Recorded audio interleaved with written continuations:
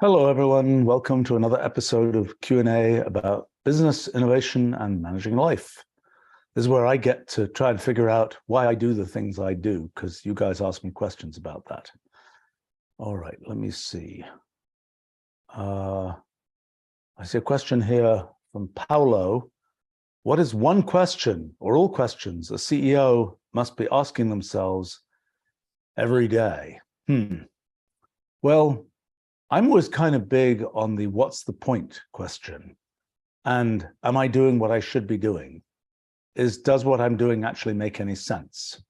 I think those are good questions to ask. You know, one of the things that tends to happen is you get in the middle of doing something and then you never kind of sort of stick your head up to look around and say, you know, does this actually all make any sense?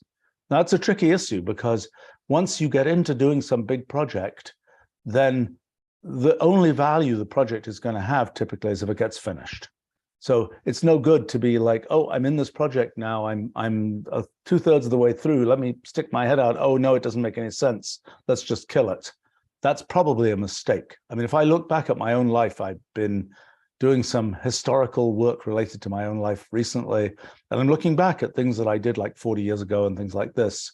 And I would say the only stuff that I regret is projects that didn't quite get finished, and where I should have found a way to define an ending to the project, to define a way to kind of tie the project in a bow, to say, yes, I'm going to get this thing out. Even if it's not everything I wanted it to be, I'm going to get something out that is some piece of something that one can then sort of put on a shelf and realize was there and go into the future, so to speak. But, you know, I think this, am I doing what I should be doing?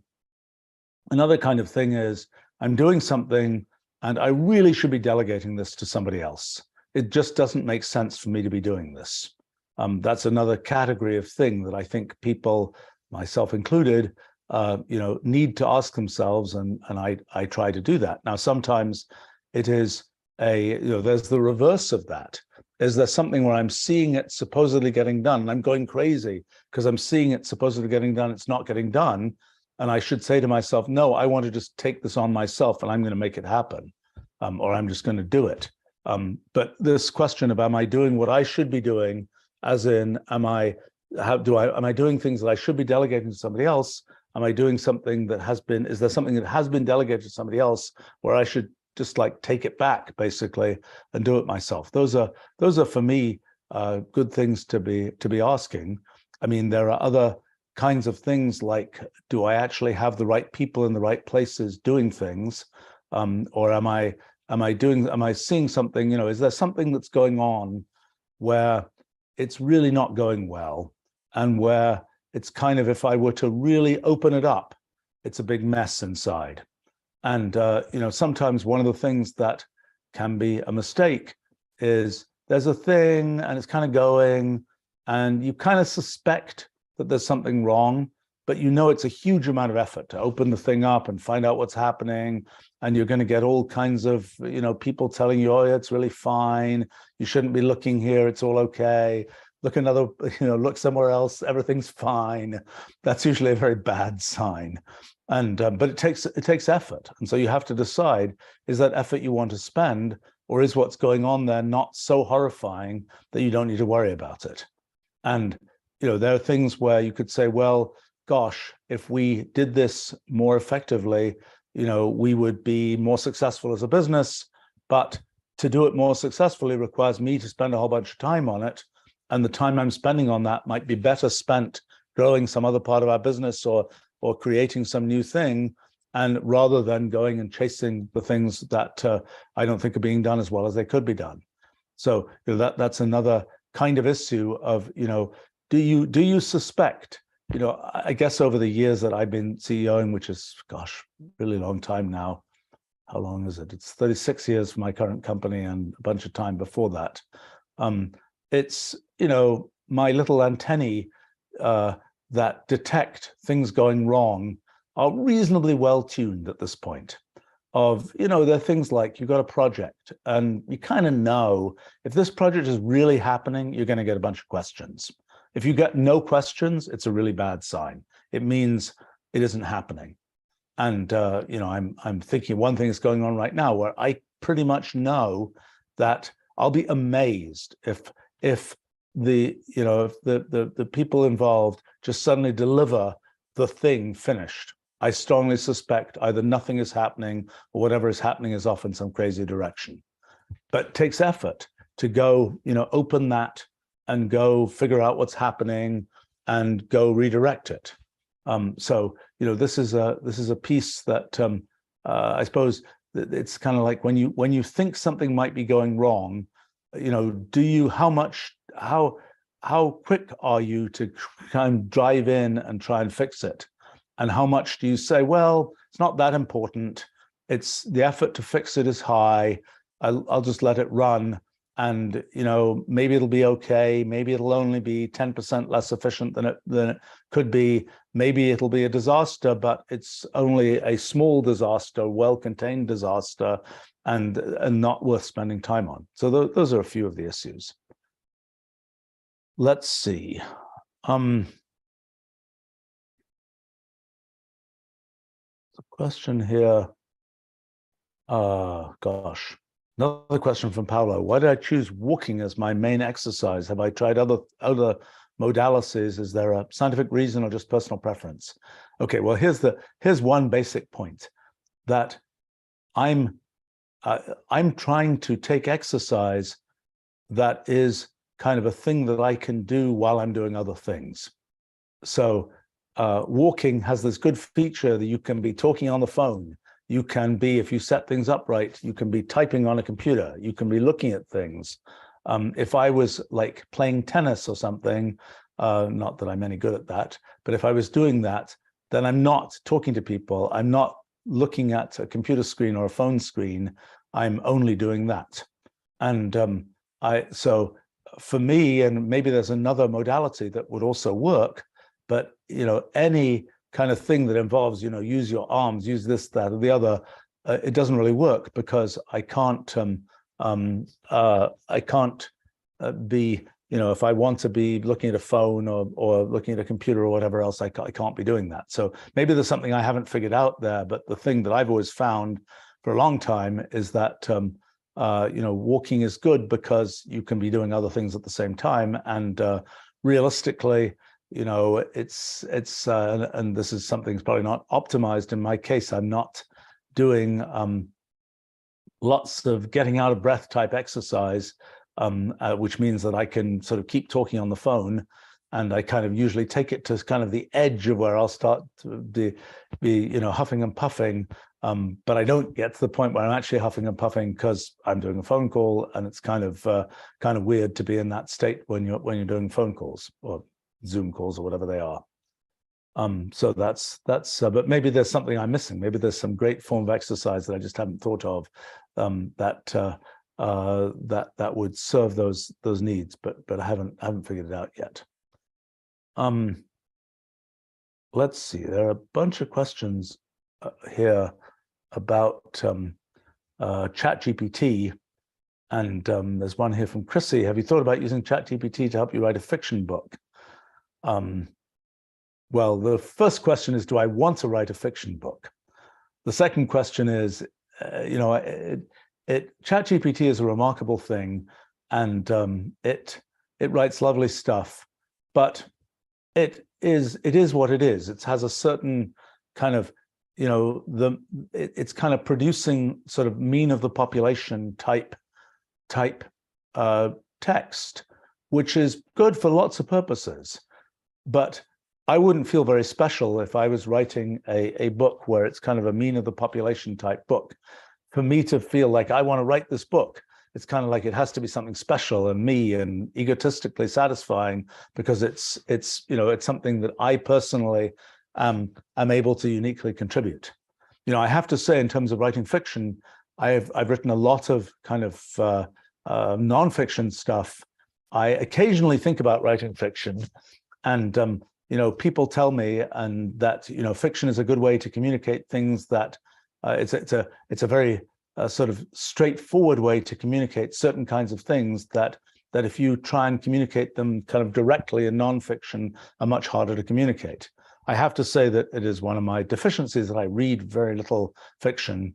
I've really never read very much fiction. It's always been one of these things where I've said, sometime later when I can't do things that I'm doing right now, or where I kind of am just hanging out rather than intensely doing the things that I'm doing, maybe I'll read fiction.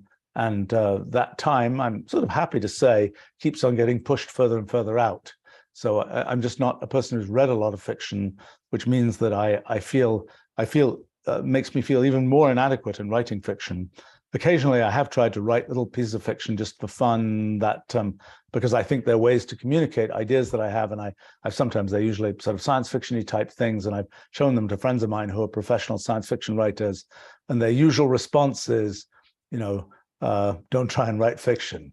Now, I haven't really analyzed what it is that I do wrong, because I've written a fair amount of nonfiction biographical material that people seem to like quite a bit, where I'm writing about sort of real people, and I'm writing things about their history and personalities and so on.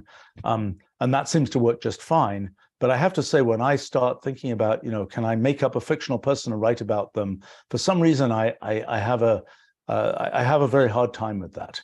I think part of the problem is that, and I've asked a bunch of fiction writers I know about this issue, and they tell me, yeah, it's a problem for them too, is that I feel like somehow that by writing fiction, by creating personalities, you're kind of somehow you're expressing, and perhaps this is why fiction is valuable, you're expressing too much about your own views about certain kinds of things. And you sort of have to get over that, I think, to be comfortable writing fiction.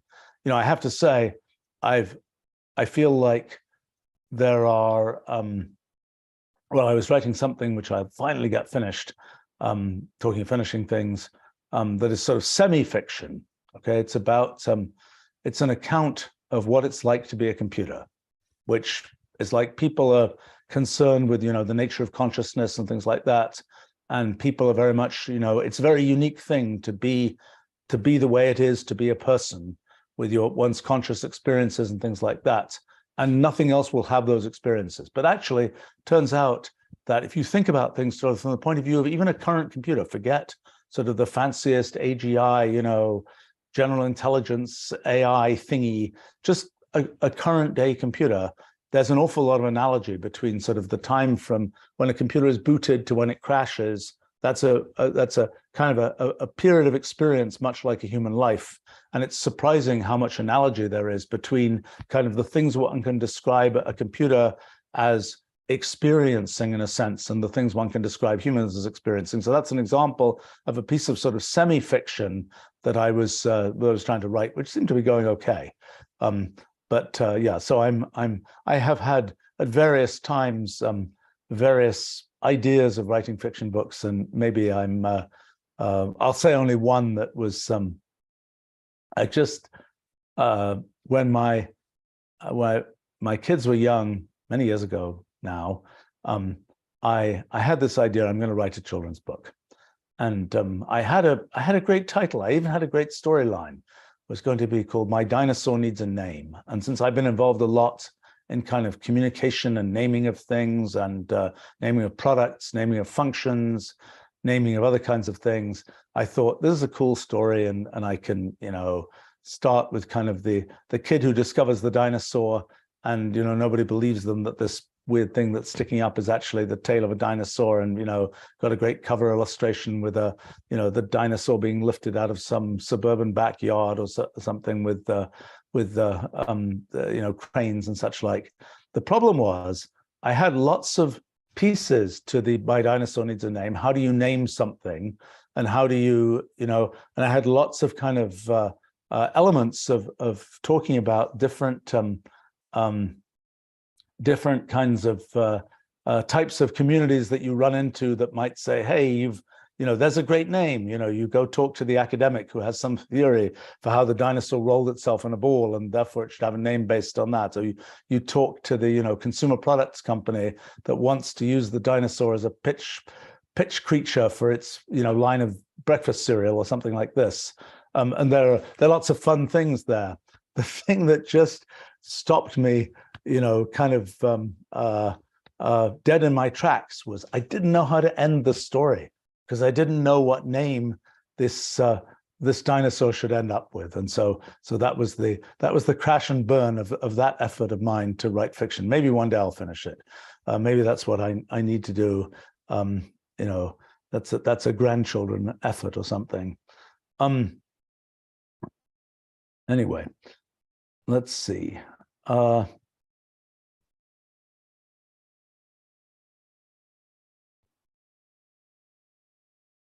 Let's see.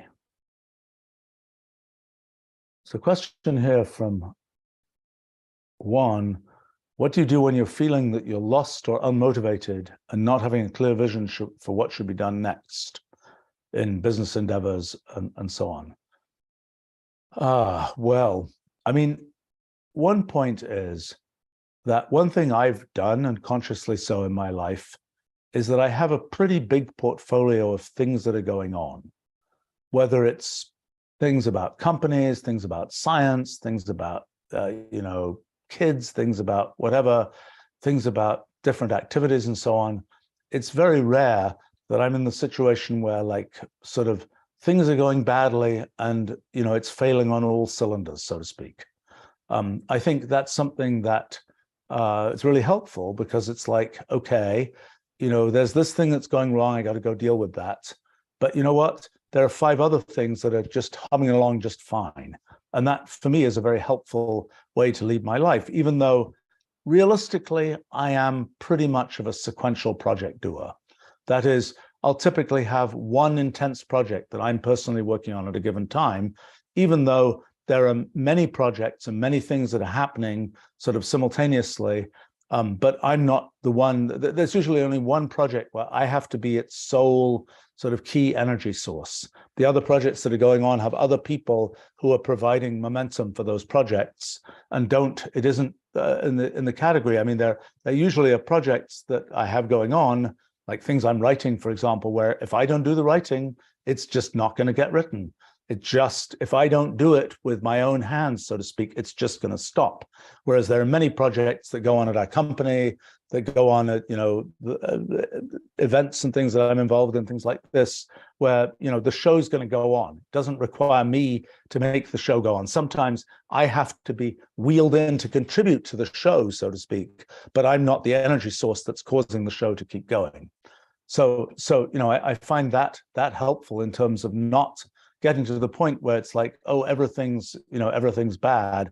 There's always plenty of things that are just fine. Now, in terms of sort of how to get motivated, I think usually it's like, well, what do you really want to do? And often people, myself sometimes included, get wedged in these situations where there's something I feel an obligation to do, there's something I have been doing, and it's like, well, actually, I'm really pretty bored with this right now, and I really need something that's more exciting to do. And then I might at first say to myself, oh, no, I can't do that. I don't have any time.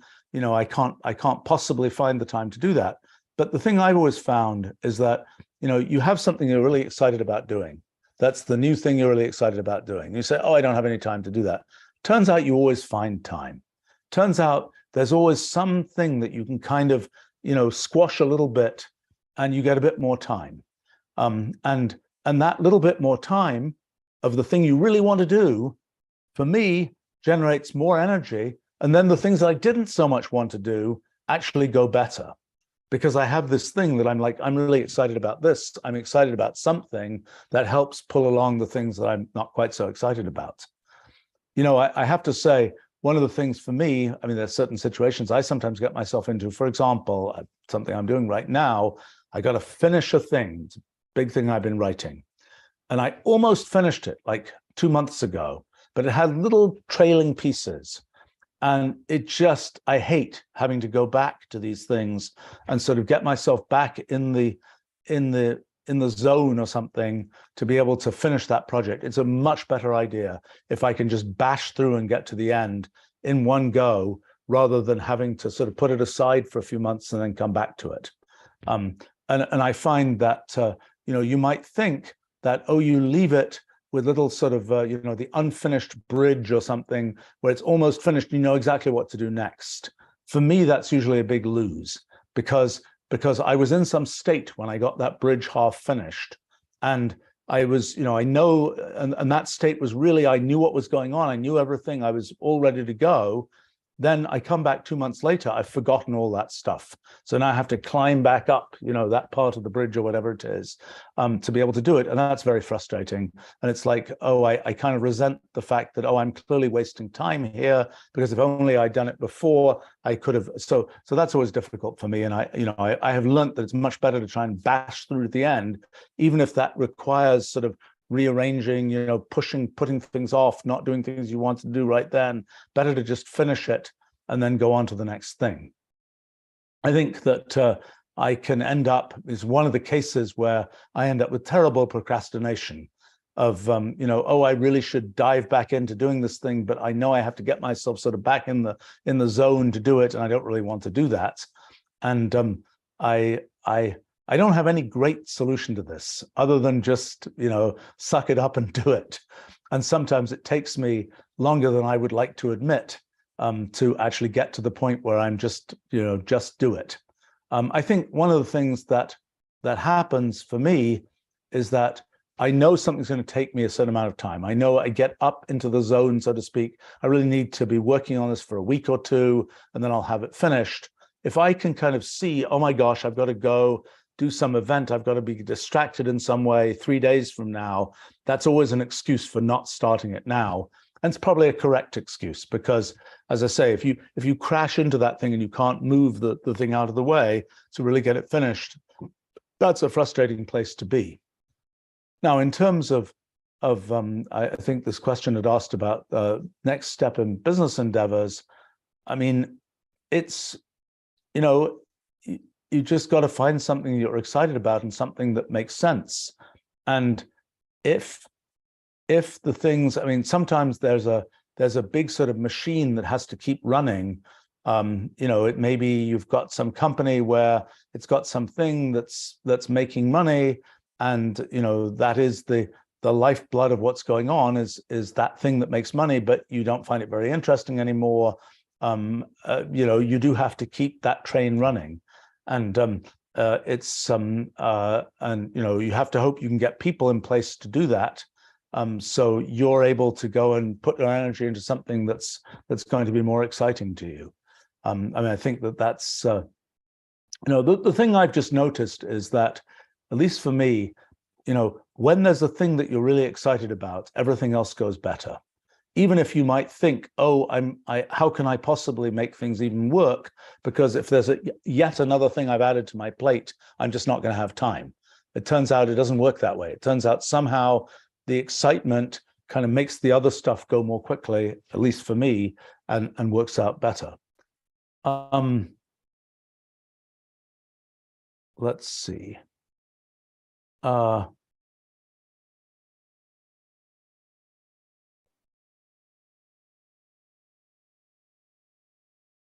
Okay, there's a suggestion from Harry here for a dinosaur name, a Ruliaptor. Yeah, maybe that's such a terrible name. I think, the problem was that back, when was it, 25 years ago or more, when I was sort of seriously thinking about this and had even, drawn a bunch of sketches and all this kind of stuff for the art. I kept on every name I came up with kept on having sort of a bad resonance of some kind with I don't know. I have no great excuse. It's one of those things which one should finish probably. Let's see. The question from Doug, saying they're impressed at the fact that I seem to be able to express myself well in these videos. Thank you. Do you think writing has helped you in this regard? I mean, I think it has helped me in doing these kinds of videos. Frankly, doing these videos has helped me do these videos. I know in the last couple of years that I've been doing these since the beginning of the pandemic, I can feel that I've gotten measurably better at explaining myself and giving explanations of things and so on. So, it's one of these cases where, practice helps. I think that about writing, the thing that happens with writing is, do you have a clear thing to say? Have you got your thoughts clarified? If you do, you've got a fighting chance to do a good job of writing something. If your thoughts are muddled, you're not going to do a good job writing things. Okay, I learned, when I was a kid to, write fairly fluently, actual, chunks of English prose. And so, I can write decently elegant prose, but that's not the most important part. The most important part is having clarity in the things you're trying to say. The elegant prose is just kind of the veneer. I mean, and even some level of elegance is absolutely Chat GPT achievable at this point. I think its prose is okay, a little bit flat, but it's certainly, it's a great way if you are not native writer of English or something. It's probably a great way to smooth that and make something which flows at that level. But the point about writing well really has to do with, can you express ideas clearly? Do you really have those ideas clearly set up in your own mind? And I think that's something that, sort of clarity of thinking is kind of a big story of something I've tried to learn in my life. And that's sort of the thing that drives the possibility of both writing well and perhaps being able to explain oneself in your video setting well. Now, I do notice, for example, in writing, one of the things I find more difficult than I do in speaking, perhaps, is how do you start? So you've got some section of something you're writing. I always want to start with something which is going to be like, here's the big point. Here's the thing I really want to say that is kind of making, orienting people, getting into it in the right direction, et cetera, et cetera, et cetera. And it takes me a while sometimes to figure that out. Now, when I'm speaking, I don't have that opportunity. I'm not going to just sort of sit here and be silent for 2 minutes or 10 minutes while I try and think of what the first thing to say is. And so that is an interesting discipline, so to speak, to say, I'm staring at this camera and I've just got to say something. And I think that that's a sort of a helpful thing to learn, is how to do that when in writing, I can sit there for 10 minutes cogitating, how should I start writing this particular section? So that's perhaps been a useful thing here.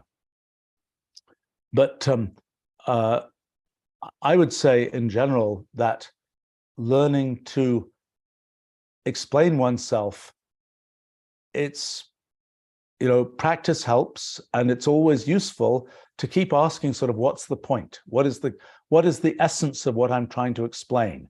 What's the real thing I'm talking about?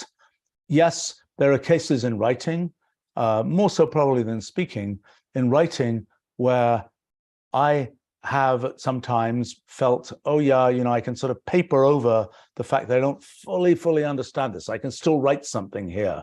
And I always regret that. I always go back and rewrite it because it's like, yes, I could paper it over, but it didn't really work. And it wasn't really clear. And I've got to actually dive in, and I've actually got to understand it, and then I can write it. I have always claimed at times when I've been telling people about technical writing, I would say that in our company, for example, we've at times had sort of professional technical writers. We've tended not to do that, mostly in the last couple of decades at least, that it's easier to take somebody who really knows what they're talking about and perhaps edit the text they write than it is to take somebody who has to learn what it is they should be talking about in order to write it.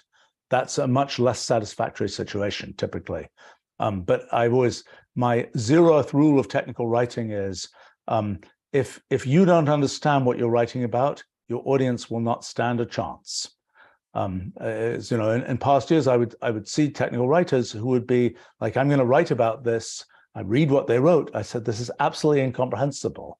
I say, do you understand what the point is? And they say, well, no, not really. And it's like, well, then your readers just don't stand a chance. So let's see. There are questions here about Chat GPT and there's questions here about the coming wave of founders starting generative AI companies. Yeah, it's fun. It's a new thing. And what's sort of interesting about it is that every kind of new phase of excitement, slightly different expertise is needed for it.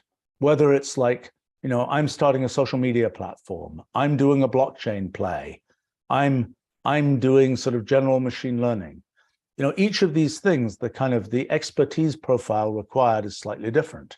And that leads to different sets of people involved in them. I mean, like the machine learning crowd, was a lot of physicists, because it required it's a great application of multivariate calculus and things. Then, an increasing number of computer science educated people.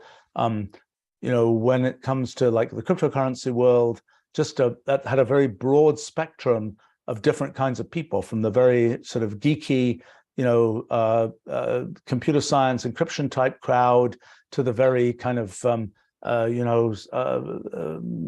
of, I don't know what, kind of very business, opportunities type crowd, a pretty big spectrum.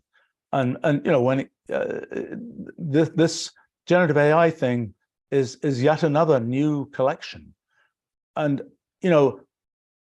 it's a little unclear to me. So one of the things, Chat GPT was a surprise to me, as to many other people, because I had been tracking what was happening with the various generative AI technologies, large language models, things like this. And they were interesting, but not consumer interesting, really.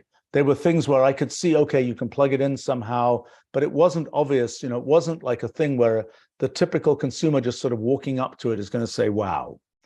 And I think the thing that is interesting is, the pure large language model, and just to be clear on what is really going on, the basic question is, how does that text continue?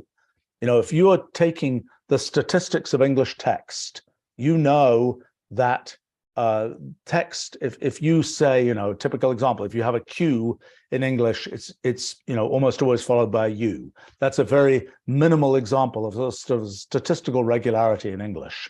And what's happening in these large language models is they're kind of learning much larger scale statistical regularities. They're learning statistical regularities that you only see when you look at, the whole corpus of a crawl of the web and millions of books and things like this. But it's statistical regularities. If you talked about this, it's going to follow like that. And the rather amazing thing is that these large language models emit text one token at a time. A token is a word or a piece of a word. And so, this thing that seems like it's writing a coherent story or something, it's actually generating that a word at a time. It's like the next word it produces is something that's just based on the words that were there, the chances are the next word is going to be this. Actually, what tends to happen is that there's usually the most likely next word is this. But actually, usually the way these models are set up, and ChatGPT does this, for example, there's a certain temperature parameter that says, don't just make the word you put in next be the most probable word, make it sometimes be a little less probable, and that adds some kind of randomness and sort of originality to what's going on. And sometimes, even if it's the most probable one, it will just get stuck in a loop and be very, not say anything at all. But so, it's quite remarkable that you can sort of a word at a time, more or less, just by sort of the statistical regularity, come up with things that are as good as they are. I think one of the things that's very important in ChatGPT was its reinforcement learning training that was done, where in addition to the actual language model that was trained on this whole chunk of the web and things like this, it was also actually sort of human trainers, in effect, were saying, yeah, that's good, that's bad, that really is an essay, that's really a poem, that's really this, that's that's a horrifying thing to say, et cetera, et cetera, et cetera. Being able to put that extra layer of kind of poking at the thing to get it to go in the right direction. It wasn't obvious how deep that had to be, and it's not obvious, and there's in a sense there's a certain amount of engineering associated with what you choose to do at that level. It turns out it was enough to make Chat GPT interesting, and that's and that whole sort of world of kind of the reinforcement training of these systems, that's going to be a thing, and it's going to be a profession, and it's going to be a weird profession. It's kind of the the AI trainer type thing. I mean, there's been kind of the world of preparing the data to feed to the AI has been a thing about labeling data sets and all this kind of thing. That's a different thing. That's a more technical thing. This is much more of a kind of a human level thing of okay, you're trying to wrangle this AI. I mean, there's already kind of this whole area of prompt engineering. How do you actually get the thing? If you've given the initial text, or you've given text that's going to have images generated from it, how do you how do you get how do you set up the right words? How do you throw in I want a persuasive essay? Might that turn out that sort of extra word in the prompt has a big effect on the output? Nobody really knows what's going to happen there. It's like you can get intuition for it. It's like sort of training an animal or something. It's not like there's a theory where you kind of can watch the brain of the animal and see what's happening. It's kind of like you just have to get a feeling for what's going on. I think when people are starting to get more of a feeling for that, and certainly that sort of happened first in the prompts for generative AI for images, that people have been sort of getting this whole kind of feeling for how you throw in random words that help make these images more compelling and so on. And I think that's going to be kind of a strange profession of sort of AI trainer, prompt engineer, et cetera, that's kind of part of the corralling of these systems. Now, what the exact, I think multiple things will happen. I mean, one thing is, does it really need to be as big and complicated as it is, sort of on the inside? Does it really need to be burning all that GPU time, et cetera, et cetera, et cetera? I suspect there may be some progress made now that we have an existence proof that this is possible. Tightening it up to be able to use much fewer resources may turn out to be possible, may not. I suspect it will. Then this whole question about sort of how do you put the sort of the outer layer of wrangling around the thing to get it to sort of do humanly useful things, that's another thing. And then probably the biggest thing is use cases. The biggest thing is finding, what's this really good for? It's, yes, it can write a somewhat reasonable piece of fiction. I don't think these pieces of fiction, other than as a novelty item, I don't think they're going to be the next great, great fiction that becomes a bestseller. I just think that's, but for example, the many things, like if you're practicing, a foreign language, for example, this may be a really good way to do that. If you're trying to, do essentially translation or write in a language that's not your native language, this may be a great way to smooth things. If you're trying to, file some paperwork where the details of the paperwork, it doesn't really matter if you're writing a great essay, it's just got to be a pile of words there. This will be a good way to do that. If you're, writing your school essay, this will be a good way to not write your school essay. It's, I think that it's something where, and you could say, maybe it's a good way to say, well, give me an idea for what my school essay might be like. And then you look at it, and I'm not sure how well that will work, to say, let me see what it might be like. I mean, I know when Wolfram Alpha came out in 2009, there was a concern that it would sort of blow up lots of kinds of, technical math and other homework types of exercises. I have to say that didn't really happen as much as people had feared it would, partly because if the point of these exercises is very much to kind of to understand what's going on, and just getting the answer isn't the point. I mean, I think another point my brother Conrad, who writes a lot about ideas about math education, makes this point that one of the things that's really weird about a lot of math education is that there's this divergence between how people actually do this stuff for real professionally and how it gets taught in schools. I mean, for real professionally, people who want to do a complicated integral are going to use Mathematica to do it. They're not going to, try and write things on a piece of paper and use up lots of pieces of scratch paper to do it. We're asking people to go through those exercises, and it's a little different in the case of. I think it hasn't quite become clear what's going to happen in terms of the exercises of doing English writing and so on.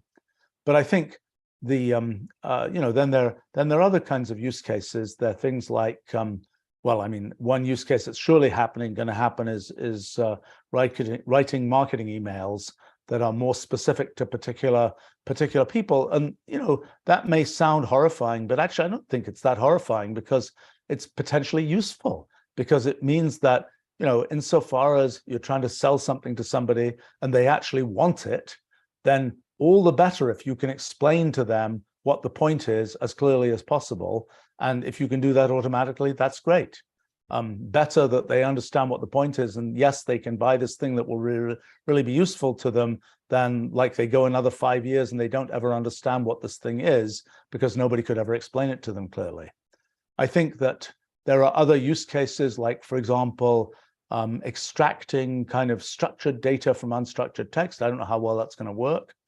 I think extracting code snippets is probably going to work. I think generating large pieces of code is not going to work. I think we already have a great example in Wolfram language with code snippets, where we have this control equals mechanism where you can type a piece of natural language to get a little snippet of code, most commonly things about units or entities, things like that. That works great. We've had that for a decade, works great. If you try and extend that to say, and now I want you to write, a whole big giant piece of code, I don't think that's going to work. I mean, in our particular language, because of the sort of unique character of Wolfram language, you can write code very incrementally, sort of one piece at a time. And I think it is possible that there's additional kind of natural language input capability that will work there. I mean, I realized I wrote 12 years ago now, 11 years ago. I don't know. I wrote a piece called Programming with Natural Language is Actually Going to Work, which was the beginning of our effort of doing this kind of one step at a time natural language programming. And indeed, a piece of that has worked out really well. I think the human in the loop way of doing sort of incremental programming is probably going to work and is going to be really quite interesting. But there are other use cases one can imagine, like things like explaining code. I don't know. I'm not sure if that one's going to work well. They're cool demos. Not clear it's useful. It could be the case that it produces more distraction than utility. I'm not sure. I tried some things recently. I was when was it? Yesterday, probably. I was searching for something where the thing I was searching for was described with small words, so to speak. It wasn't something where a boom, big keyword. I can just do a search for the big keyword and I'm going to hit where I'm going. It was instead a thing where it's a bunch of small words. And I wondered, is Chat GPT going to be able to do this? It wasn't able to do it. It was a thing where I was looking for, in that particular case, I was looking for quotation that was translated from another language and was didn't involve big words. But it had an idea in it. And so I was wondering whether that was something that it would be able to sort of untangle from what it had read on the web. Now, it may be that this quotation actually isn't very common. And I thought it was probably from some well-known source, but I didn't know.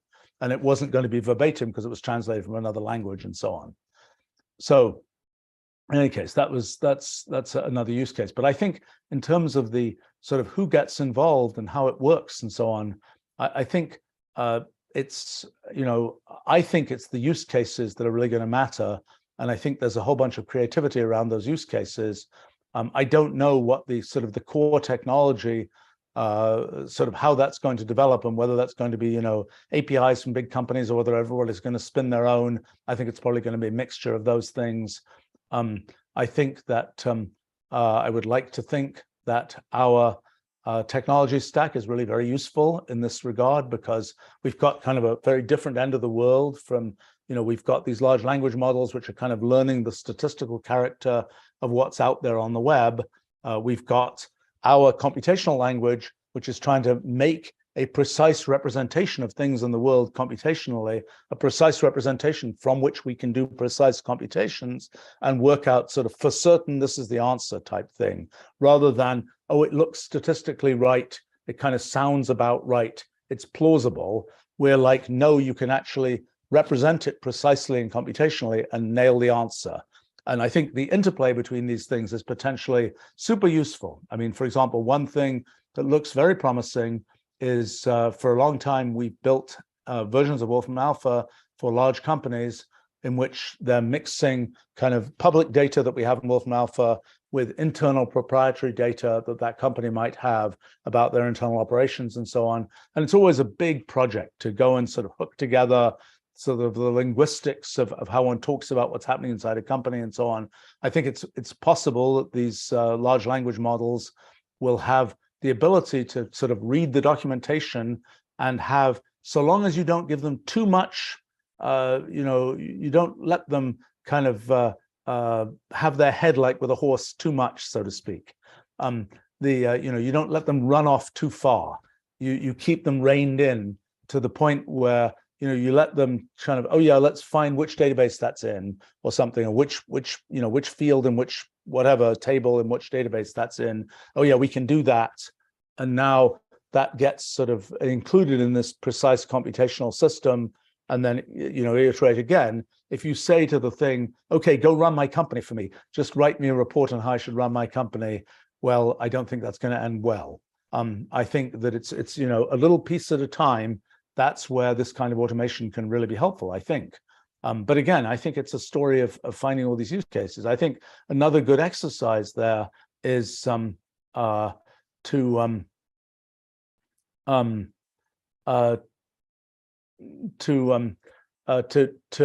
think about sort of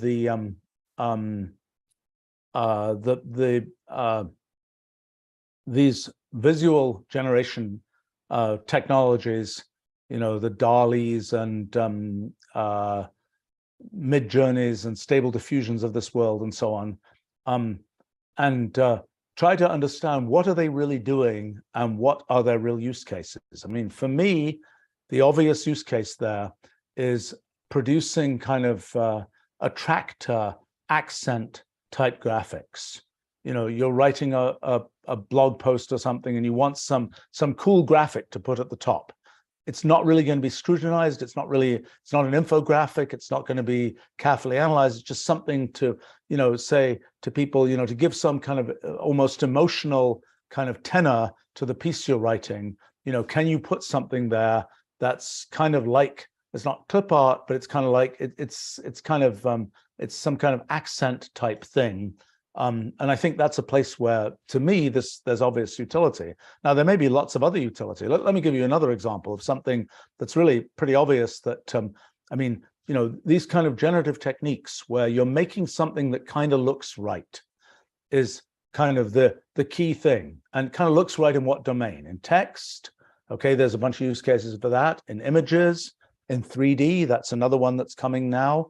That one I think is going to be very useful because when you generate 3D geometry, it has a terrible habit of having, oh, it's got some detailed coordinate patch that's the wrong way round, or some other piece of the mesh that needs to be repaired. And it's a big nuisance to actually get that 3D geometry to the point where you can, for example, 3D print it, or where it is a meaningful piece of 3D geometry. And I think this is one of these cases where just make it kind of work sort of the way that seems right is going to be very useful.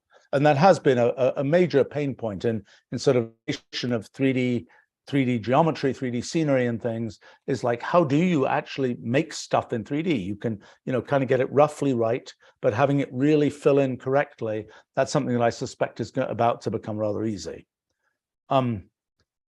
The there's a comment from Parmenides, feel like Chat GPT and the art-related AIs will be able to make full-blown movies algorithmically. Yeah, I think, you know, it's videos are coming. I mean, you know, other things have been done generatively. Videos are coming. That will certainly happen. You know, I don't really immediately know the use case. I may be missing something. There may be some very obvious thing. I mean, I think it's probably like I'm talking about with blog posts. It's like, you know, there's an accent thing. Well, I can imagine, you know, if you have, I'm not a television watcher, so I can't tell you what the lead-ins to television programs and shows are, but I have the impression there's kind of the, you know, there's the sort of Shazam, you know, flashing lights type thing. I'm being very unkind here, but you know, at the beginning of some, I don't know, news program or something, you know, there's sort of flashing stuff that makes you say this is going to be exciting. And I can absolutely imagine that those things can be generatively produced, and at least up to some level of quality. But I'm not sure. Well, actually, okay, I'll give you an example of something we've looked at, which is explanatory videos for things in Wolfram Alpha. We have, you know, we have show steps and things, which is a textual thing. It's like, what about a video that explains this stuff? We've done some experiments on this. They haven't worked particularly well. Maybe this is a technology that can help with that. I don't know. Let's see comments here. I'm going to read these because I'm interested in what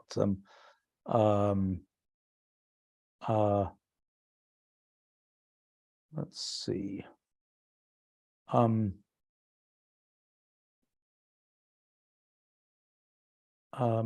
Let's just finish off on the Chat GPT things, and then we'll talk about some other stuff here. Okay, Cap says they've used Chat GPT for writing technical instructions and procedures at work. Interesting. You know, the thing that I'm wondering, and I'm thinking is quite likely, is that one's just going to be able to write notes, and these generative AI systems are going to be able to fill in the details. Like, I think it's already the case, you know, people who need to write text in order to interface with other people, whether it's, you know, some report that a doctor is writing, whether it's some piece of technical, you know, some report that an engineer writes, whether it's, you know, these kinds of things where the interface with the outside world requires a full piece of text, but the originator just says, I know blah, blah, blah, blah, blah.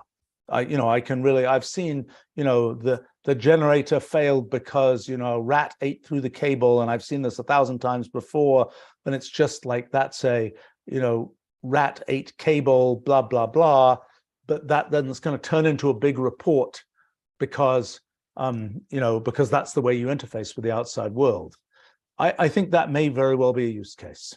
And in fact, I'm thinking of using that myself because, you know, I get a lot of email, and it's often interesting, but sometimes quite challenging to respond to.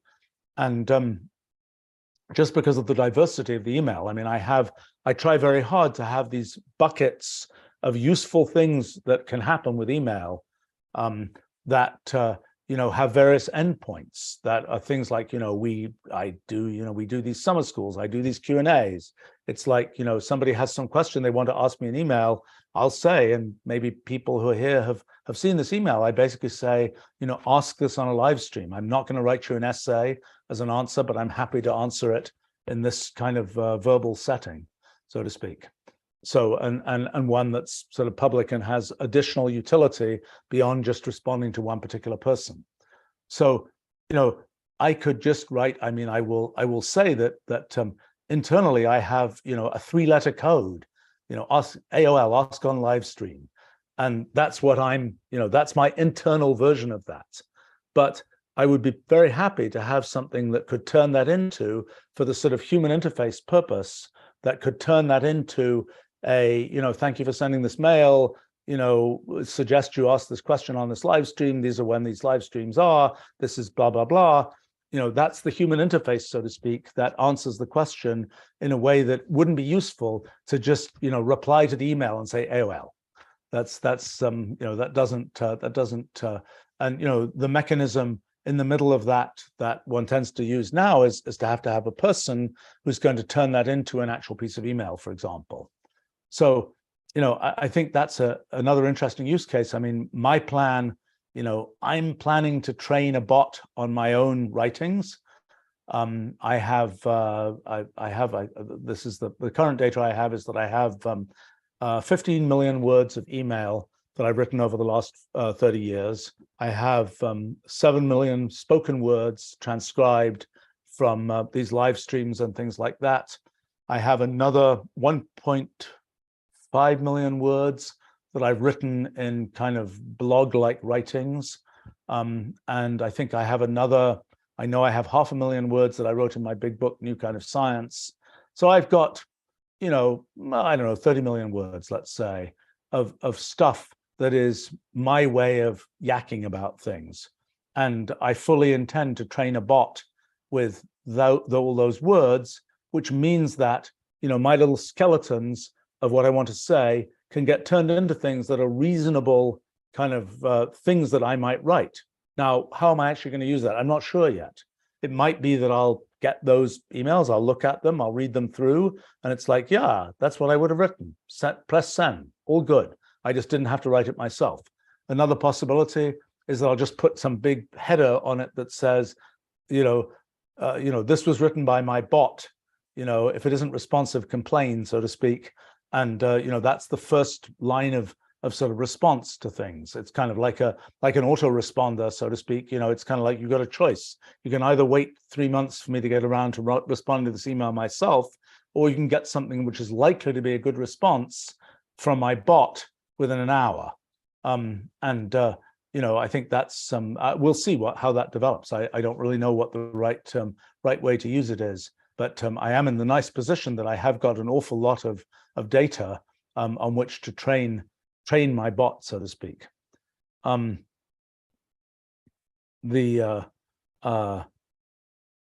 from Rock here saying, I think you'd have to include that you used something as the aid for the email. Yeah, I think, I wouldn't want to be in the position where I'm sending email out unless it is a very clearly, this was sent by a bot. I would definitely be in the, I'm going to read this. It's kind of like, don't sign a contract without reading it type thing. It's the same type of thing. One's not, I've always been very careful that, when I send a piece of email, I wrote the email, so to speak. It's not, when I have a thing that is, posted by me, I wrote it. Not everybody in my kind of position does that. It's been a thing that I sort of made the decision a long time ago that, there are situations in which, somebody might prefer to get something nominally from me, but I'm not going to have time to actually write it. I don't like to do that. It's like, I'm just going to, if it says it comes from me, it really comes from me. And that's something that in the bot world, I absolutely want to preserve. Let's see. Okay, let's see. I've got a few questions here. Okay, there's one. Let me try and take a few here. There's one from Golagaz. How to focus on a problem while researching. There's so many aspects in the literature, and following sort of cross-references and things can be overwhelming. I think I've talked a little bit about this in other cases, but I know what you're experiencing, because I'm often studying areas where there's, it can vary. I can study an area where just nobody's ever looked at this before. There's no literature. There's nothing to study. Or sometimes I'm studying areas where I've got a different way to think about them, and by golly, there's 50,000 papers about this area. Where on earth do I start? I have had various strategies for kind of how you find. I always like to go back to the root of the tree, rather than reading kind of the 7 levels derived things that people write. I tend to like to go back to the origin, and sort of half the time the originating documents are actually clearer than a lot of what went downstream. Sometimes that isn't the case, but a lot of the time it is clearer. It's kind of less, it has less stressing on it, and it's more to the point, so to speak. So that I find useful. I think that to me, I always have to have a sort of a hypothesis that I'm exploring, rather than just sort of trying to learn for the sake of learning. I'm pretty bad at just learning for the sake of learning. I kind of have to have, oh, I'm trying to figure out this particular thing. I've got an idea how it works. Let me try and check that idea. Sometimes I absolutely feel like, oh my gosh, I'm drowning. There's just too much literature. There's too many things to read. Usually, it's just a question of getting to the point where you know enough. Eventually, you build a tall enough tower that you get out of the water, so to speak. You're no longer drowning. I think I've talked on other occasions about some of the kind of strategies for doing that. But I think it's really, to me, it's very important to have your own hypothesis. If you're just like, I'm going to learn this, I'm going to learn that, there's this, it's very hard to get to the end of that. It's like, well, I don't really care about this part because it's not relevant to my hypothesis, and so on. Let's see. Tony is asking, how do you deal with distractions and not get overstimulated by external forces? How do you stay focused on hard tasks? I think one develops a certain kind of personal tenacity, and maybe I've always had that. I think that there are sort of both structural things and things about the way that I choose to do things that help. So, for example, I'm in a quiet, isolated environment. I'm like, I'm not, sitting at a cafe trying to work. I'm not hanging out with a bunch of other people. I'm on my own, sitting in a completely quiet place with, without those kinds of distractions. I also choose to set up my life to have sort of well compartmentalized things. I'm doing this, I'm doing that, I'm doing that. And when I'm doing what I'm doing, I'm concentrating on what I'm doing. I'm not kind of like half doing this, half doing that. When I'm doing some meeting about something, I'm like, I'm going to concentrate on that meeting. And if there are other things that might distract me, I'm just going to ignore them. I'm going to have the force of mind, so to speak, to just ignore them. And I will, I'll sometimes glance at email that's coming in, but I have to actively not really engage. And I know, and people who work with me a lot know, they can tell when I was reading something else and I just disengaged, because usually I'm pretty intensely engaged in the thing I'm doing. But I think the first thing is that it's like set up the structure so there aren't distractions all over the place. And like I don't like ever watch television. I don't go sort of spelunking in social media and things like this. I don't do a lot of these kinds of things that are kind of like can just eat lots of time. I tend to, for example, with email, I get lots and lots of email. That's my main way of kind of handling my interaction with the world. I tend to batch up my responses to email, so there'll be some time of the day, some time of the week, some time of the month or quarter, pretty much, and it's not predetermined, when, oh, my other projects are at a slightly low ebb, I'll just go respond to some email. By the way, somebody asked before about sort of when one's feeling unmotivated and so on. One of the things that I can sometimes do when I'm like, oh, I'm not really ready to sit down and work on this thing and I'm procrastinating, I've always got email to process. And one thing about that is there's a certain satisfaction, because I have all these displays of, what my email queue has looked like and over time and all this kind of thing. And it's like, okay, I'm going to process some number of emails, and it's like, boom, boom, boom, I've actually achieved something. And that feeling of, oh, look, I actually achieved something, helps me kind of develop momentum for the more difficult thing that I'm then trying to work on. I think the thing that I suppose, look, it is something probably I've trained myself, or maybe I was built that way, so to speak, to have a certain force of will about things I'm going to do, things I'm not going to do, things I'm not going to get distracted with, things I'm going to sort of switch from thinking about that to thinking about something else. I mean, there are things where and you have to, I mean, I think you have to have that kind of tenacity if you're going to do large projects. You're going to do difficult projects. I think tenacity is really a fairly critical skill, or a fairly critical attribute. Let's see. There's a question here.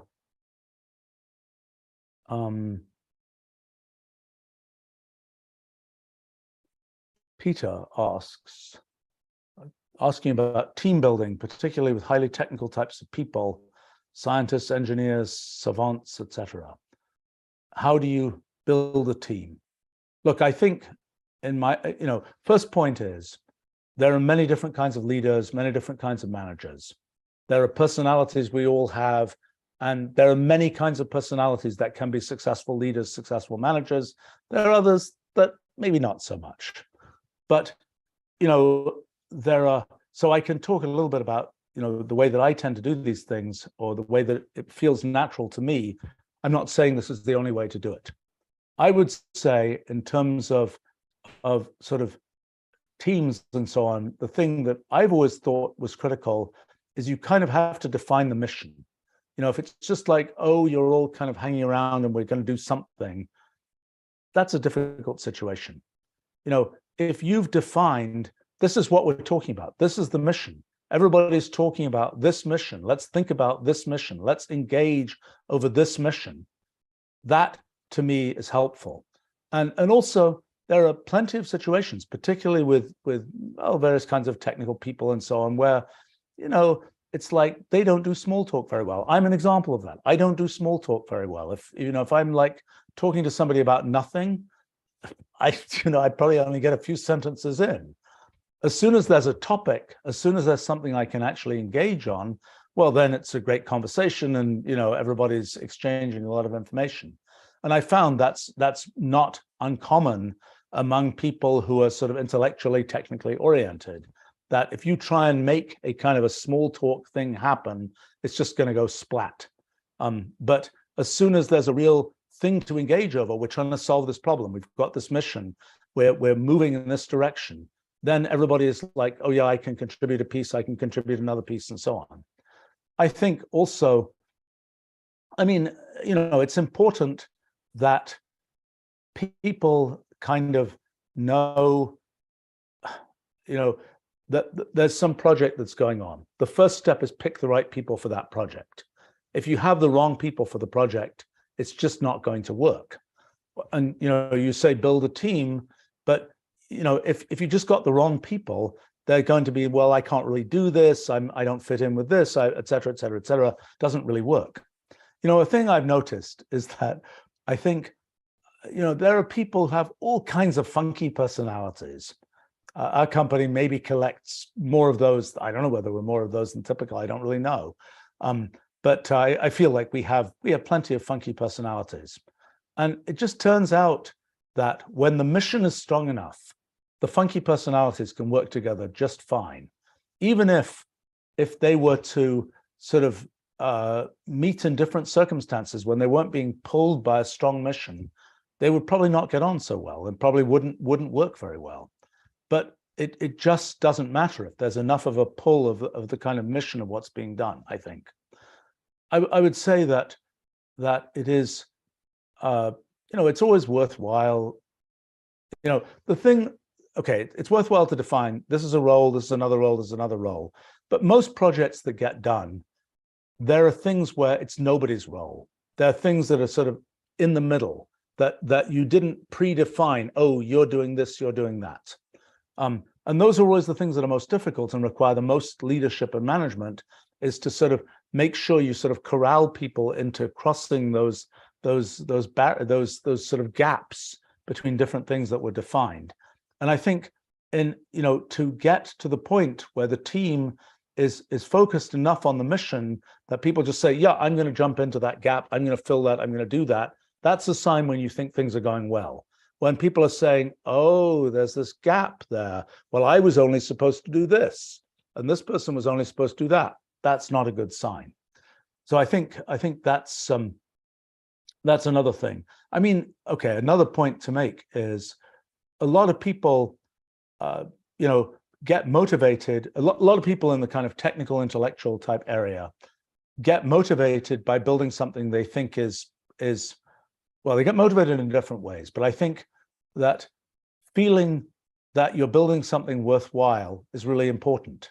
If you're saying, I'm going to, for many such people, building something that's just going to be thrown away is very demotivating.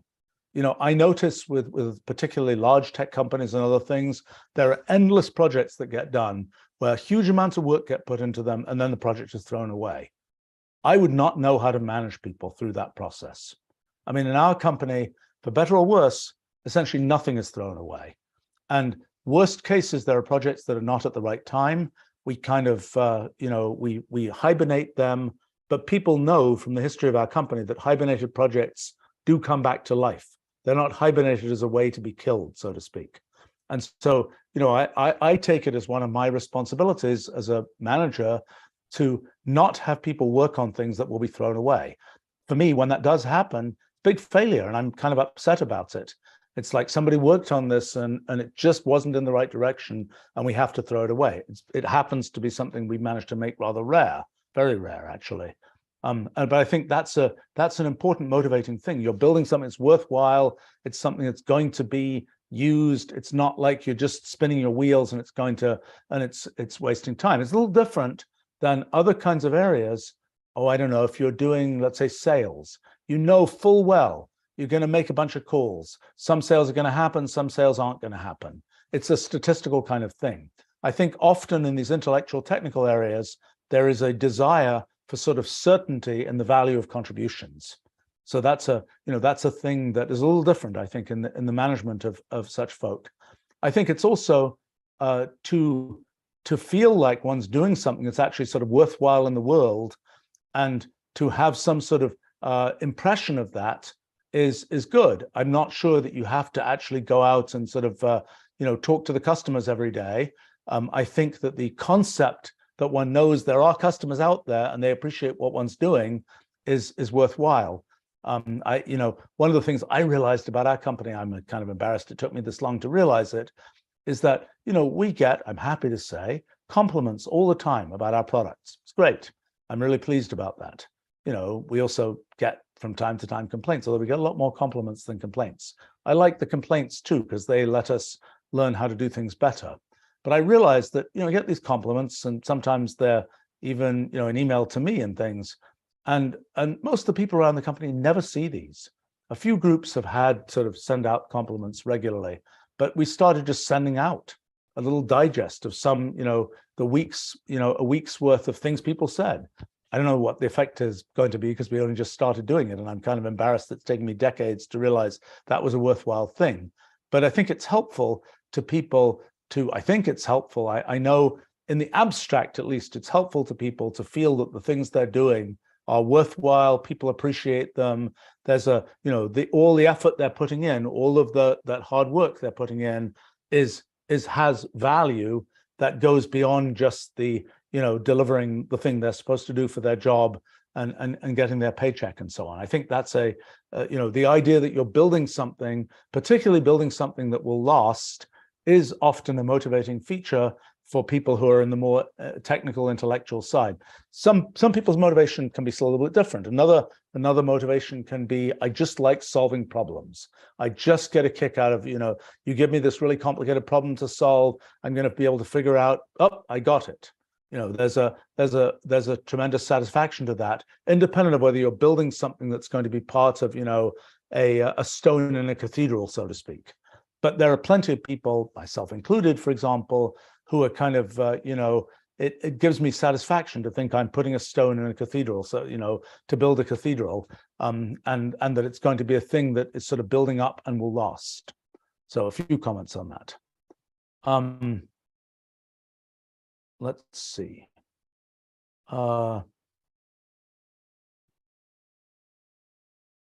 There's something from Trishank here.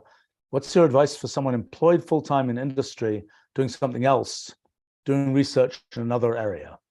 Well, then you have a hobby. I've had lots of hobbies in my life. There was a time when doing business was a hobby for me. Then it sort of became a profession. There was a time when there was a time when I did science for a living and did business as a hobby. Then that kind of flipped around. I did business for a living. I do science as a hobby. I've been doing, so far I do sort of education as a hobby. Actually, there was a time long ago when I was, employed to be a professor. So I suppose I was doing education for a living at that time. That was a long time ago. I think when you say you're doing research in an area that is different from what you're employed to work on, that means you have a hobby, so to speak. And I think that it is a question of sort of force of will to be able to carve out enough time to do your hobby. I mean, I hear from people from time to time, they say, oh, I'm doing this job. I do, this full-time job, and I really want to do research in this area. I just can't find the time to do it. Say, well, does your job take you, 16 hours a day, all of your waking time? Well, no, my job's really 9 to 5. Well, it's like, well, okay, what are you doing the rest of the time? Oh, well, I come home, I watch television, I do this, I do that. It's like, well, guess what? If you just switch the television off, suddenly you would have time to do your research. That's an example of it's a question of priorities, a question of force of will of what you're going to do. I mean, it probably also helps. I mean, I don't know. Some people, I happen to be a fairly energetic person, so I can like keep going for my 16 hours of the day, and I can keep doing energetic things, and I'm not like, oh, I've got to just chill out at this point. I think the main way that I keep energetic is by doing things that I want to do. And I'm sure if I was doing things where I was just like, oh, I'm just doing this, it's really boring, et cetera, et cetera, et cetera, I would not be energetic. So I think it's one of these things where you find the time, and when you're doing things you really want to be doing, you end up getting that extra energy, I think, and that's kind of the way to do it. Now, I think that there's a question of, when you do that outside research, how serious do you get about it? Do you do it kind of as an independent thing on your own? Do you engage with some whole community of people? How does that work? Some people do very well just doing things on their own. I have to say, I don't think that, I mean, in my own life, I started off doing research and so on. Well, I kind of started off doing that when I was a kid, sort of on my own, but then I got, enmeshed in the whole kind of standard academic complex, so to speak, and doing it in a way that was sort of very the part of the big machine, so to speak. And then I've been doing things where I sort of built my own organizations and doing things on my own subsequently. I think it probably helps to, at some point, have been part of sort of a big machine research operation in some sense. It just helps in terms of kind of knowing, getting some intuition for what kind of research is working out, what kind of research is just kind of like spinning your wheels. I think, I'm not sure that's necessary, but I think it's probably helpful. But I think that, there's this question of sort of how deeply do you engage with other people as you do your research. For me, for example, I know that I just have to obstinately do my own thing. I'm often working with people, but they're more people who are working with me, not people who are kind of like telling me, I don't think that, well, they're often giving me lots of good input, but they're not like, deciding you should go in this branch rather than that branch on a large scale, so to speak. It's, let's see. There's a couple of comments here that, I thought something I wanted to answer here. Jeff is asking, how did you find out that you would excel at physics and computation and things like that? That's a good question. I mean, okay. I just started doing these things because I like doing them. And I started when I was pretty young. And I started getting pretty serious about physics when I was 11 or 12 years old. And I started just reading books, and I started trying to figure stuff out that I didn't really realize that, I just started trying to figure things out that turns out nobody else had figured out. I didn't really necessarily know that, didn't really put a big flashing sign that said, now I'm, going out into the unknown and figuring out something people haven't figured out. I just was like, I'm interested in this question, let me go try and figure it out. To know, how I might rate relative to other people who are trying to do the same thing, I have to say, at the beginning, I absolutely did not think about that. Yes, I knew that other kids weren't spending their time studying physics. I happened to go to schools where there are a lot of bright kids who were doing all kinds of things. But I was, my particular thing of studying physics and things like this wasn't, I wasn't doing that in an environment where it was sort of competitive visibility, so to speak. I would say that had I looked at, how I did in school and things like this, I probably would have not concluded that this was any particular, I think probably when I was 10 years old was my lowest point in terms of, math in school, because that was the, chasing minus signs in algebra. And it's like, I can't do this. This is incredibly boring. I don't care.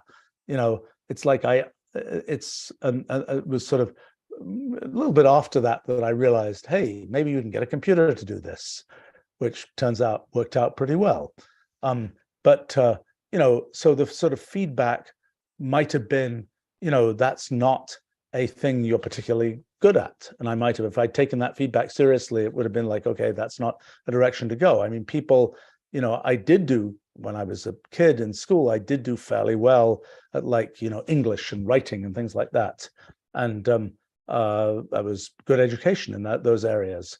I also did fairly well in things like, Latin and so on, where it's really just a question of if you have a good memory, you can do well. I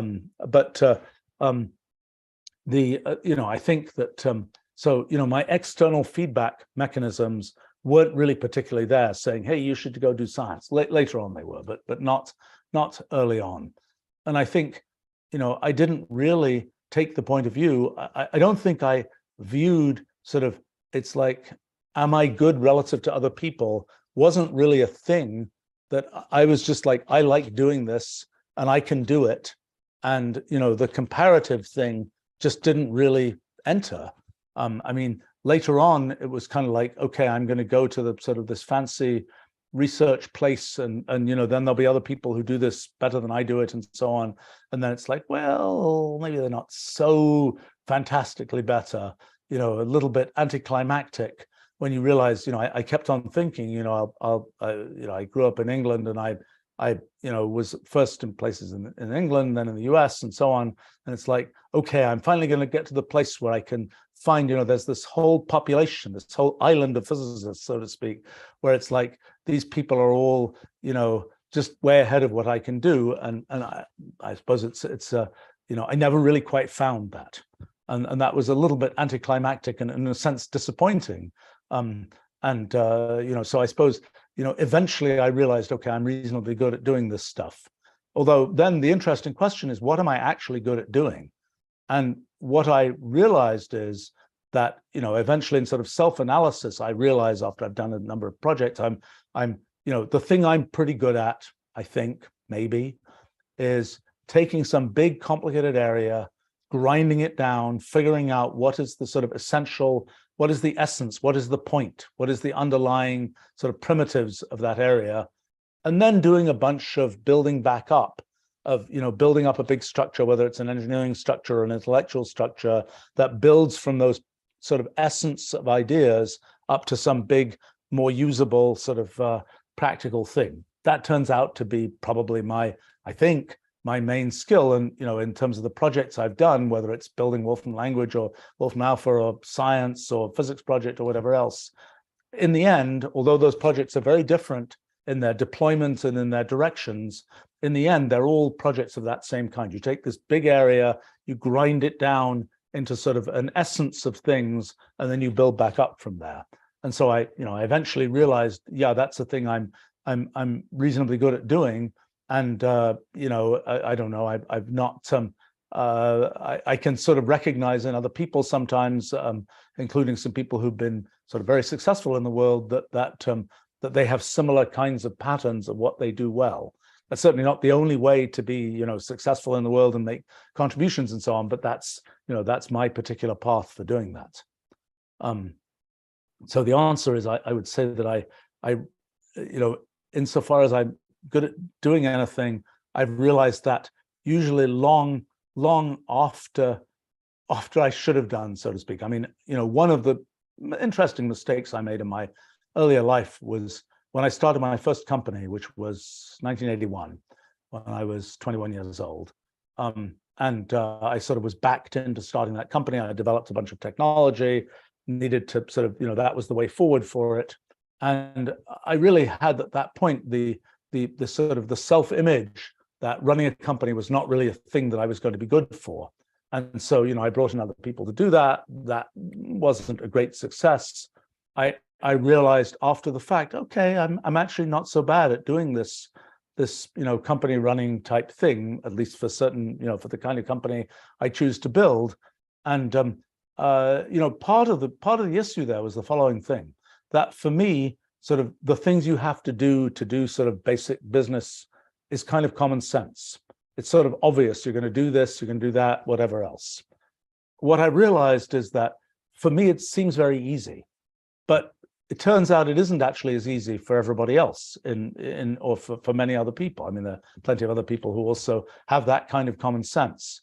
But for me, internally, to me, it just looks like common sense. Well, of course, everybody can do that.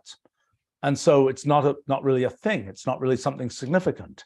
It's not really something that I should concentrate on or, you know, make use of the fact that I'm good at doing it. And I see this in a lot of people, that they're amusing. I see it in my children sometimes, is that they're like, well, of course you know, they do something and they don't realize that they're much better than the average at doing that, because it's always sort of come easily to them. And so they're just like, well, you know, of course everybody can do this because it's easy. And that's a thing that sometimes it's hard to see from the inside, what it is that you're able to do that comes easily to you. And so you say, well, it's not really a thing, it's just easy. But looked at from the outside, people are like, wow, you can figure out how to do that.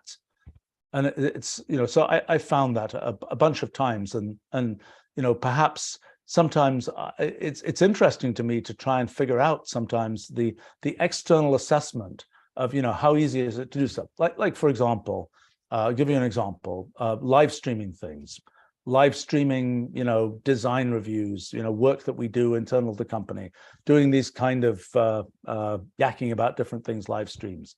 To me, this seems easy. I don't know whether it's easy. I don't know whether it's generically easy. To me, it seems easy. To me, it comes fairly naturally. I mean, it's not like I have to say, oh my gosh, I'm going to put a lot of, you know, I've got to build up a whole tower of expertise to do this. But you know, I don't have an assessment really of whether that's just because you know, I happen to be built so it's easy for me, or whether because it really is easy for anybody if they choose to do it. It's hard to tell from the inside, and you know, I don't know about that. I've not really thought about it much, but you know, that's and it's an example for sometimes one has to make an assessment. You know, should I do this? Because, and so, sometimes I do know that there are things where I am in no way special at doing this. And, you know, it comes up when you're wondering whether you should delegate something to other people. It's like, I'm in no way special in, you know, in doing this thing, therefore I should delegate it. Whereas it's like, well, actually, I am a bit special in doing this. And so, you know, maybe I should try and do it myself. All right, I think talking of which, I actually have to, talking of live streams, I believe I have another one. If I know my calendar, I have another one coming up for as part of my day job right now. So I should go off to that in just a moment here. I'm having too much fun talking to all of you guys here. Atori asks, will you open source the Stephen Wolfram bot? That's a very interesting question. It's a very interesting question. Well, open source. Now, what about the training materials? The training materials is every email I've written for the last 30 years. I'd probably better not open source that. That would have too many things that are too personal to different people and so on. In terms of the, so I don't know what the source is in modern times for you know, one of these sort of AI systems that's been trained on a lot of things. I think the training materials are kind of, that's a pocket unto itself.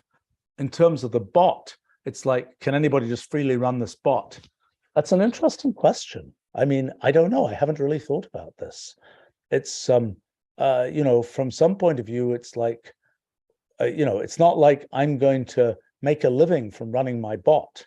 On the other hand, it's a, interesting question. I mean, I think, it kind of feels like if one can provide something useful to the world and it isn't costing it one, there are plenty of things. I mean, in terms of the way that I've done software development, for example, I have very much wanted to align the value that we generate with the way that we're making a living generating that value, so to speak. So it's not like, oh, we'll give it away for free, but we'll run ads and we'll get money from this, advertiser, or we'll sell the data on how people are using things or whatever else. I've always found it much cleaner to say, we're going to make something. If people find it useful, they should pay for it. And that's how it should work. People in the industry, there's been sort of there've been many excursions into different business models. For me, that's the one that leads to the highest long-term innovation, and I think we've had a good experience of that. But that doesn't mean that there aren't things like Wolfram Alpha, for example, or Wolfram Engine for developers, which are free. It's just a question of sort of what is the insofar as you want to keep driving innovation, what's the mechanism for doing that? And so with a Stephen Wolfram bot, so to speak, I don't know. It's probably not going to. It's one of these questions. Does it need a driver of innovation inside it? Does it need to have kind of, or is it just a thing where I take this big blob of data and say, and train something, and then it's off and running for itself? I don't know. A good question. I have to think about that one. It's all right. Oh boy, I'm kind of tempted to just answer a couple of other things here. RBS asks, you have an overview of all the projects you have in your company. What do you think about too many versus too few projects? Yes, I am proud to say that after decades, I think I do have a reasonable overview that we, in a fairly organized way, produce. And I think that the too few versus too many projects, one of the issues is when people finish a project, what they're going to do next. People, for creative type people, and it's usually a terrible time when they finish a project. I mean, I feel this myself sometimes. It's if I didn't have a next thing, on the roller coaster, not that I go on roller coasters, but you're rolling down, and then it's kind of you rolled, you're going very, very fast, and then it's like it's the end. Well, no, it's kind of like you have to go into the next thing. And I think a lot of creative type people really need that next thing to go into. And if you end up with a situation where we got a list of projects, there's no next, we don't really know what's next. That's a bad situation. So it's better to have too many projects bubbling around, at least in my experience, sort of waiting to be done. It is bad if you get a lot of projects which are all sort of moving down the path, so to speak, and every one of them is not getting enough attention to really get finished. That's a bad situation. And that's one that we try to avoid. But I think it's important to have other projects bubbling around so that particularly when something finishes, it's like, okay, great, there's an exciting new thing to work on. Okay, there's one last comment here, and then I really have to go, from Tycho. Do you think it's a good idea to treat coding programming as a sport, like in football, where you score a goal to become famous? That's an interesting question. I mean, one of the things that you notice in sort of general history is there are fields where, at first nobody had ever heard of people who do X, and then the people who do X well become celebrities. And that's been true in a series of sports. I don't know, I don't know enough about sports to know, but my impression is golf is an example of one of these where people who'd been, the top at that weren't really famous until some moment where that started to be something. And tennis maybe is another thing, I'm not sure. But there are these things where sort of suddenly it emerges that people who do that are famous. I mean, even CEOing companies is something where for a while it's like nobody really knows the names of the people who are running companies, and then they start becoming sort of celebrity famous for a while, and so on. I think the I'm kind of language designers, computer language designers, are not famous. You probably I would perhaps one day they will become so. It was a time when people who were sort of the great programmers in some of the early days of programming, the great kind of the people who wrote the great game, the great this, that, and the other, you could name them, but then there came a time when the teams that were building things got too big, and you could no longer, easily name the people who are responsible. I mean, with some things like language design, it does tend to still be one person at least initiating the thing. I'm the unique example of the person who's kind of kept doing language design for decades, so to speak, on developing, because ours is a sort of a computational language rather than just a programming language. There's sort of much more to develop, and that's how come it takes me decades to do it, so to speak, rather than, oh, I did it over a weekend kind of thing. But that's an area where people don't know. There's no. When it comes to programmers, it is the it's most people would be hard pressed to name great programmers. And even in the earlier days of programming, maybe 20, 30 years ago, there were a few examples of people who are sort of celebrity programmers. There hasn't really been a thing in recent times. Now, it's interesting in terms of, it's interesting thought. In our company, there are occasionally like, horrible bugs that happen that are just like nobody can figure them out. And then somebody, it's like, yes, I figured it out type thing. And I'm not sure how well celebrated that is. And maybe it should be better celebrated. I think sometimes, though, what is it that makes somebody a great programmer? Part of it, I mean, there's the design, there's the functional design part, but then there's also the implementation part. A lot of that is it has a sort of a different character. It's kind of it's a question of building up all the structure and so on.